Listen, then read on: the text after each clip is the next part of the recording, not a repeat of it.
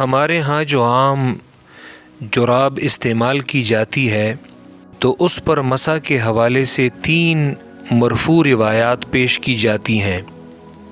جن میں اللہ کے رسول صلی اللہ علیہ وسلم کے بارے میں یہ ذکر کیا گیا ہے کہ انہوں نے ان پر مسح کیا ہے۔ تینوں روایات میں سے پہلی روایت یہ ثوبان رضی اللہ تعالیٰ عنہ کی روایت ہے، جو رسول اللہ صلی اللہ علیہ وسلم کے غلام تھے۔ یہ وہ روایت ہے کہ جن میں تساخین کا ذکر ہے۔ دوسری روایت وہ ہے جو صحابی رسول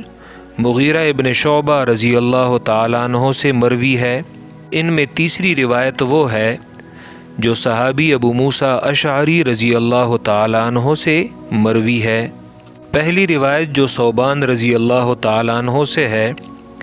یہاں پر ابو داؤد کا حوالہ دیا گیا ہے، باب المسح علی العمامہ۔ جی اس روایت میں ہے کہ رسول اللہ نے صحابہ کا ایک چھوٹا سا لشکر جس کو سریہ کہا جاتا ہے، جی انہیں بھیجا۔ جس علاقے میں وہ گئے تو انہیں ٹھنڈ لگ گئی، پھر جب واپس آئے تو انہوں نے اللہ کے رسول صلی اللہ علیہ وسلم سے ٹھنڈ لگنے کی شکایت کی، تو آپ صلی اللہ علیہ وسلم نے انہیں عماموں پر اور تساخین پر مسح کرنے کی اجازت فرمائی۔ دوسری روایت جو مغیرہ ابن شعبہ رضی اللہ تعالیٰ عنہ سے مروی ہے، سیاہ ستہ میں اسے ترمذی، ابو داؤد، نسائی نے روایت کیا ہے،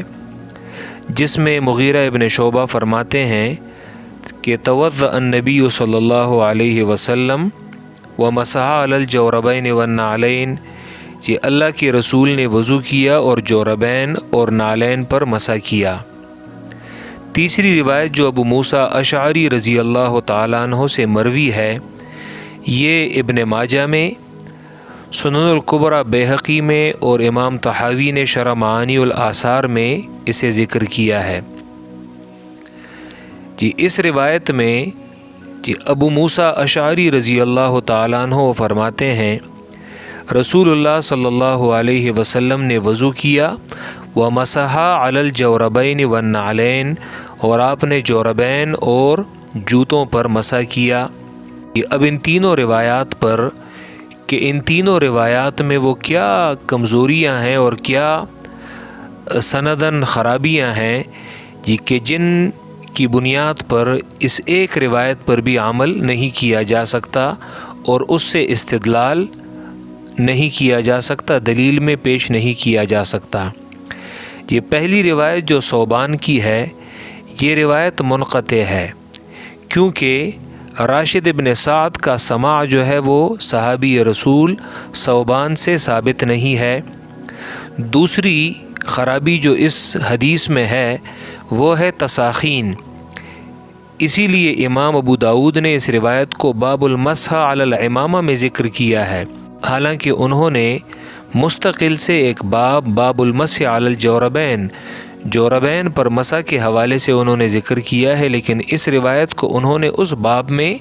ذکر نہیں کیا۔ وجہ یہ ہے کہ تساخین جی اس لفظ کے 3 معانی آتے ہیں، اور ان میں سر فہرست جو معنی ہے، لغت کے علماء نے تساخین کا معنی کیا ہے موزوں کے ساتھ۔ دوسرا جو معنی ذکر کیا ہے کہ جس میں تساخین کا معنی، تو انہوں نے من خف او جورب، یعنی دوسرے معنی میں بھی اگر انہوں نے جورب کا ذکر کیا ہے تو ساتھ خف یعنی موزے کا ذکر کیا ہے، اور جتنے اہل لغت ہیں تو انہوں نے یہ دوسرا معنی قیلہ اور یقال کے ساتھ کیا ہے، یعنی صیغہ تمریز کے ساتھ کہا جاتا ہے۔ اور تیسرا معنی جو انہوں نے کیا ہے تو وہ اس کا معنی کیا ہے کہ اس سے مراد عرب وہ سر پر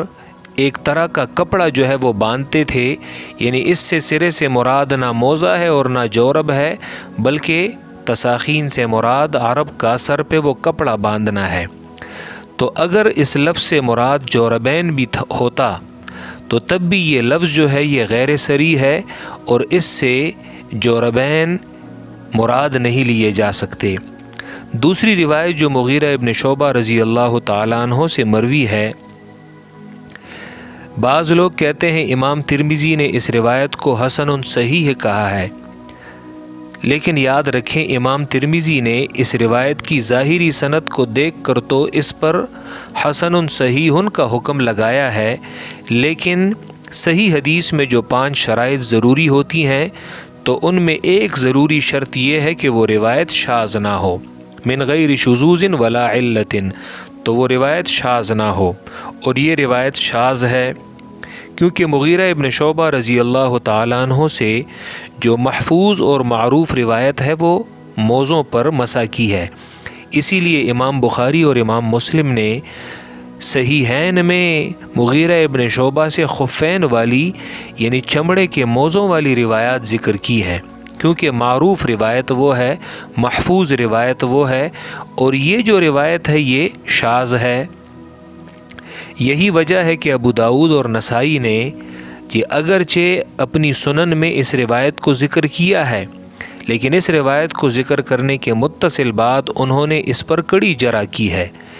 امام ابو داؤد جب اس روایت کو ذکر کرتے ہیں تو وہ کہتے ہیں کان عبد الرحمن ابن مہدی لا يحدث بهذا الحدیث، عبد الرحمن ابن مہدی اس حدیث کو روایت نہیں کرتے تھے، اور اسی طرح اس پر امام مسلم نے بھی کڑی جرح کی ہے اس روایت پر۔ خود امام ترمذی نے اس حدیث کو بغیر کسی قید کے قبول نہیں کیا۔ امام ترمذی اس حدیث کو ذکر کرنے کے بعد انہوں نے مختلف علماء سفیان، وکی، امام شافعی، امام احمد، ان لوگوں کے نام ذکر کیے ہیں۔ وہ کہتے ہیں کہ جوربین پر مسح کیا جائے گا اذا کانا سخینین، جب کہ وہ سخینین ہو، یعنی انہوں نے بھی اس میں شرط لگائی ہے کہ اس پر بلا شرط وہ عمل نہیں کیا جائے گا۔ تیسری روایت جو ابو موسیٰ اشعری رضی اللہ تعالیٰ عنہ سے ہے،